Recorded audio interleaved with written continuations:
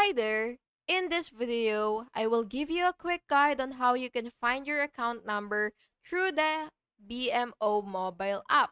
So please listen carefully to each step that I will be explaining because I will describe everything clearly so you can follow along even if your screen looks different and even just by listening.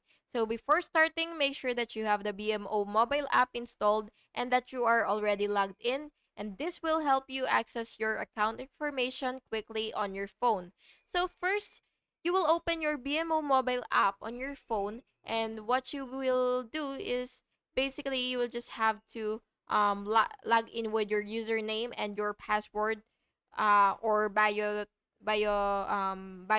login, and after that you will tap accounts from the home screen, and then you will select the specific account that you would want to view, and then you will finally tap account details to see your account number.